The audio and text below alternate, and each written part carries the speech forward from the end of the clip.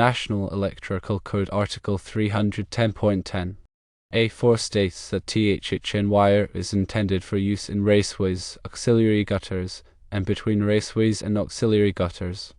Article 310.8 states that where conductors are installed in cable trays, the ampacity shall be adjusted in accordance with Article 392. The National Electrical Code does not specifically prohibit the use of THHN wire in sunlight. However, the National Electrical Code does require that the ampacity of conductors and cable trays be adjusted if they are exposed to sunlight. This is because sunlight can degrade the insulation of the conductors, reducing their current carrying capacity. If the THHN wire is installed in a raceway, it is not exposed to sunlight.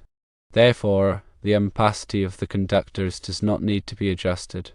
An inspector may argue that THHN wire is not sunlight resistant and could deteriorate over time if exposed to sunlight. However, this argument is not explicitly supported by the National Electrical Code. When addressing such a concern, it is important to explain that the THHN wire is installed in a raceway and is not exposed to direct sunlight. Then quote the relevant sections of the National Electrical Code, Articles 310.10. A4 and 310.8. A to support this argument. If the inspector persists in their assessment, ask for a written explanation detailing why they believe the installation is a violation of the code. As a matter of best practice, it is generally advisable to use a wire type that is specifically designed for outdoor use when feasible. Examples of such wire types include XHHW or ultraviolet resistant THHN. However, in a situation where THHN wire is installed within a raceway system, its use does not inherently constitute a violation of the National Electrical Code. To further elaborate, let's delve deeper into the properties of THHN and XHHW wires. THHN, which stands for thermoplastic high heat resistant nylon coated, is a type of insulation commonly used for building wire. It is rated for dry and damp locations at a maximum operating temperature of 90 degrees Celsius or 194 degrees Fahrenheit. The nylon jacket provides additional protection against abrasion and chemicals, making it suitable for installation in raceways and conduits. XHHW, which stands for cross-linked polyethylene high heat resistant water resistant, is another type of insulation used for building wire. It is also rated for dry and damp locations at a maximum operating temperature of 90 degrees Celsius or 194 degrees Fahrenheit, but it can also be used in wet locations at a low temperature, typically 75 degrees Celsius or 167 degrees Fahrenheit.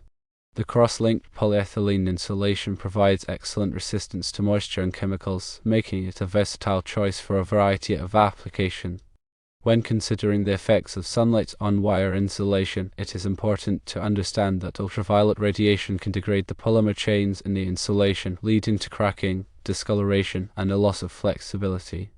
This degradation can reduce the insulation's ability to protect the conductor from electrical shorts and ground faults.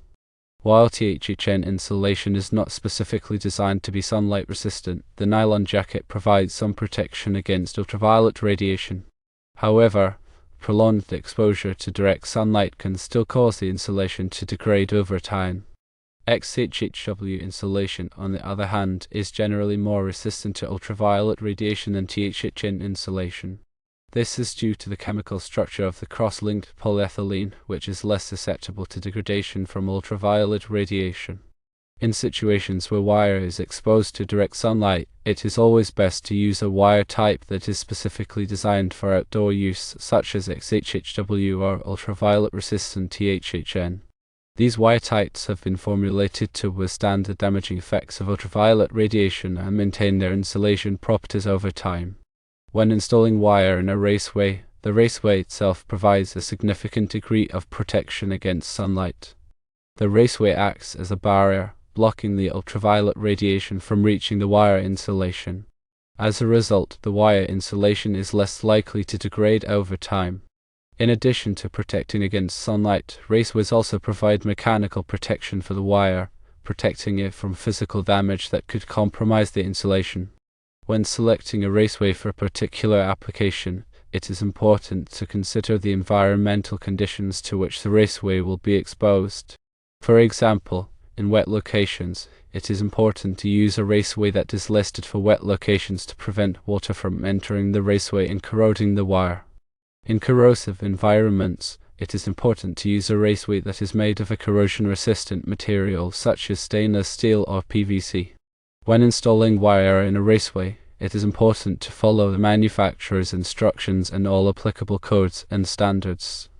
This includes using the correct size of wire for the circuit, properly terminating the wire, and supporting the raceway at the correct intervals.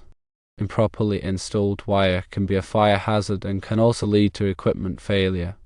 In the specific case of a 20-amp circuit to a garage, the size of the wire will depend on the voltage of the circuit and the distance between the source and the garage. For a 120-volt circuit, a minimum of 12 American wire gauge copper wire would typically be used. For a 240-volt circuit, a minimum of 14 American wire gauge copper wire could be used, but 12 American wire gauge is often preferred for mechanical strength. It is important to consult the National Electrical Code and local codes to determine the correct wire size for a particular application. In addition to the wire size, it is also important to consider the ampacity of the wire. The ampacity of a wire is the maximum amount of current that a wire can safely carry. The ampacity of a wire depends on the size of the wire, the type of insulation, and the ambient temperature. The National Electrical Code provides tables that list the ampacity of different types of wire under different conditions. It is important to select a wire with an ampacity that is sufficient for the circuit.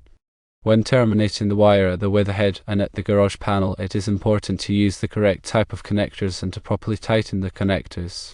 Loose connections can cause overheating and can lead to a fire. It is also important to properly ground the circuit to protect against electrical shock. The grounding system should be installed in accordance with the National Electrical Code and local codes. If there are further concerns with the inspector, it might be useful to request clarification on the specific code section they believe is being violated.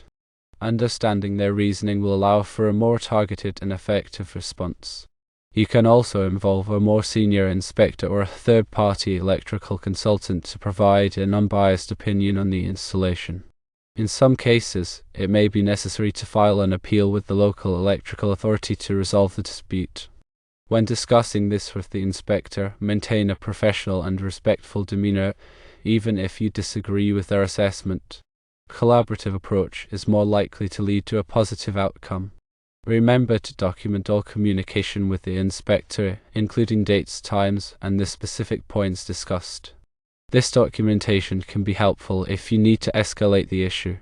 Keep in mind that local codes may have additional requirements or interpretations that differ from the National Electrical Code. It is important to be familiar with the local codes in your area to ensure compliance. Finally, it is always a good idea to consult with a qualified electrical contractor or engineer if you have any questions or concerns about electrical installations.